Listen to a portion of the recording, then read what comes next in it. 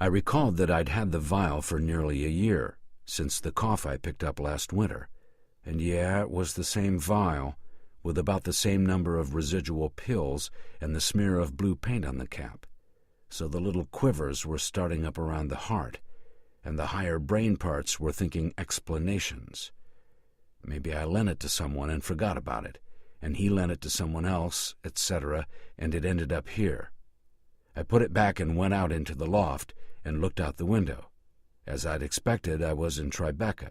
I could see Greenwich Street and a slice of shining river, so I was probably in one of the elaborately gutted and rebuilt loft buildings catering to media stars and the upper crust of the art world.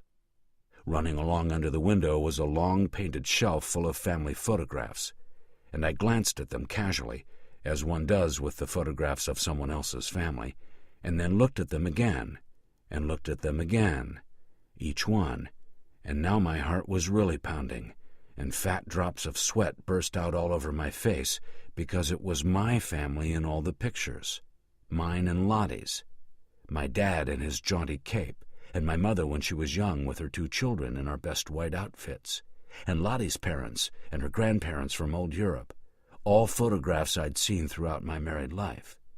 And others were strange. For example, me and Lottie, somewhat younger, on what was apparently the Great Wall of China, a place we've never been.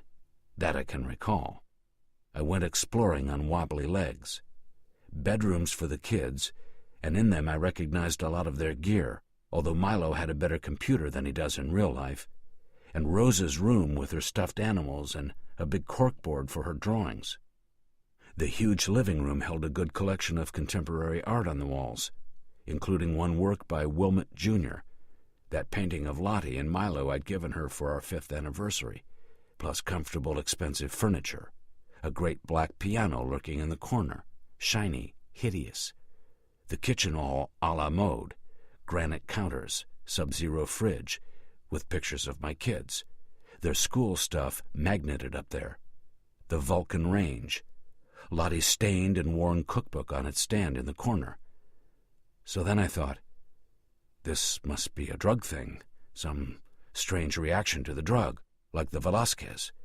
But no, it was entirely different because in those I was Velasquez, at ease in himself, and here I was just me, pissing myself in terror.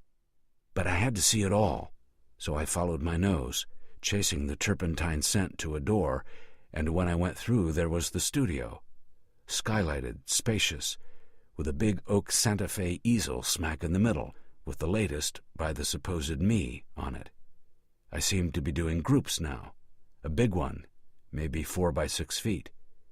This was of 4 people, 3 women and a man, on a rose madder-colored velvet love seat, all slumped to one side, limbs entwined like they'd all stumbled and fallen down in a heap of beautifully painted and glazed pink limbs, slick Barbizon-style surface, invisible brushstrokes, good as Bouguereau any day. The faces were clearly recognizable, Suzanne and Lottie and my mother, all in the full bloom of their youth, and the man was Dad. It was unspeakably more horrible than the family photos. I ran out of there without another look. Elevator down to the lobby, and this was indeed a fancy building renovation rehab because there was a real lobby, not the usual loft building hallway. It had potted plants and indirect lighting and a little desk for the doorman, who greeted me cheerfully. "Hi, Mr. Wilmot. Looks like we're going to have a nice day." He was a short, dark man in a gray uniform, labeled Ahmed on a chromed pin. I approached him and said, "You know me?" And my tone and face must have been something else, because his formal smile gelled, and he answered, "Sure I know you. You're on the top front, Mr. Wilmot. How long have I been living here?" "I don't know, sir. I've been here 6 years, and you were here when I got hired. Is there something wrong, sir?" I left without responding to this inane question and took off, and in a little while I was running up Broadway, and I didn't stop until I got to my loft building. The street door was propped open, which was unusual, but people sometimes did it when they were expecting deliveries. I ran up the stairs to my loft and stood in front of my loft door. only it wasn't my door.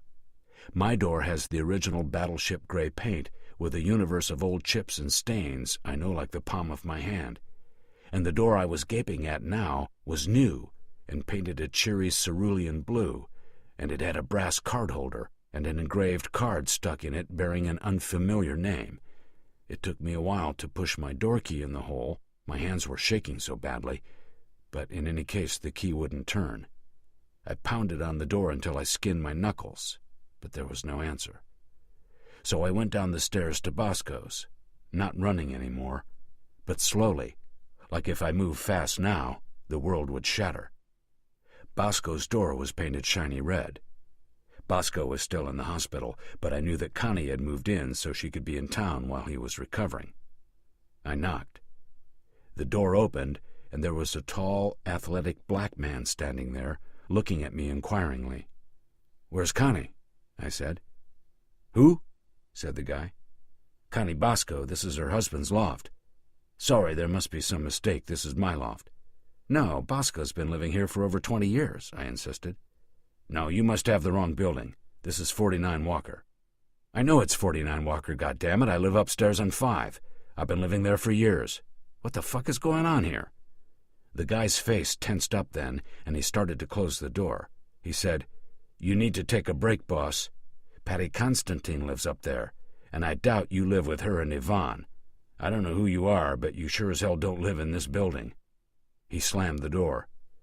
I pounded on it and yelled, "I'm Charles Wilmot," a number of times, until my throat was sore, and I heard the man threaten to call the police unless I left.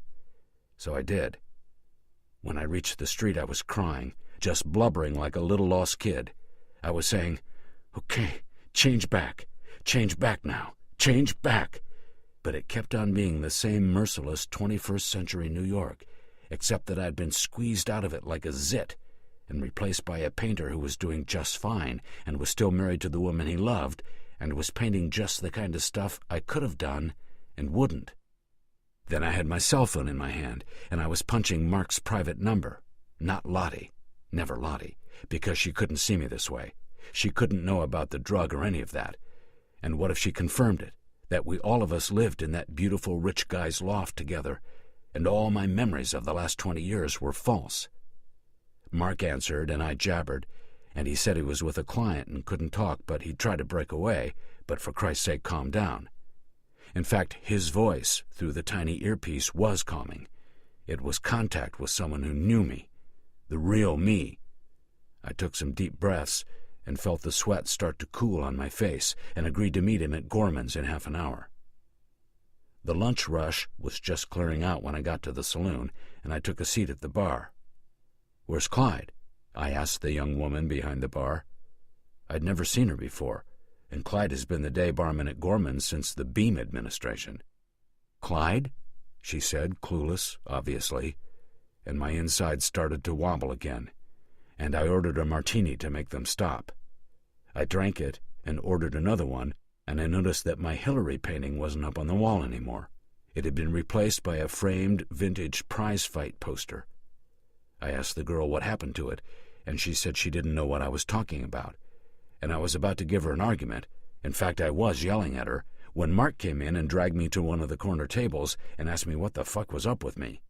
I told him about the fancy loft and my key not working in my door and the guy in Bosco's place, and it added up to, what?